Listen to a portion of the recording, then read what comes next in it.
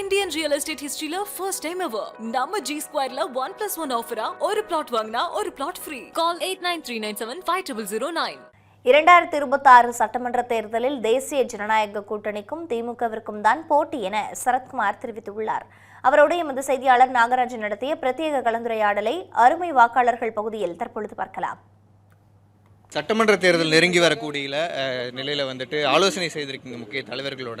எப்படி இந்த ஆலோசனை எப்படி போச்சு, எந்த மாதிரி நினச்சி உங்களை சார்ந்தவர்களும் இந்த இதில் நிற்கிறீங்களா? இப்போ தேசிய ஜனநாயக கூட்டணின்னு சொல்லும்போது இன்றைக்கி முதல்ல நம்ம நினைவு கூறுவது இன்றைக்கி புரட்சித் தலைவர் அவர்களின் பிறந்தநாள். இந்த பிறந்தநாள் வாழ்த்துக்களை நமது தொலைக்காட்சி மூலமாக தெரிவித்துக் கொள்கின்றேன்.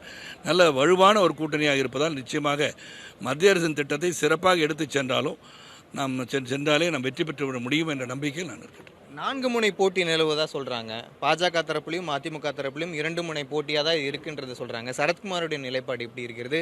விஜய் இருக்காரு, சீமான் இருக்காரு. தேசிய ஜனநாயக கூட்டணிக்கும் ஆளுகின்ற திராவிட முன்னேற்ற கழகத்திற்கும் தான் போட்டி என்று நான் நினைக்கிறேன். 3ஆம் கட்ட வாக்குறுதிகள் வெளியாகி இருக்கிறது அதிமுக தரப்புல இருந்து. அதை எப்படி பார்க்குறீங்க? குறிப்பாக 10,000 ரூபாய் கருணை தொகையாக வழங்குவதாகலாம் எடப்பாடி பழனிசாமி தெரிவிச்சிருக்கிறாரு.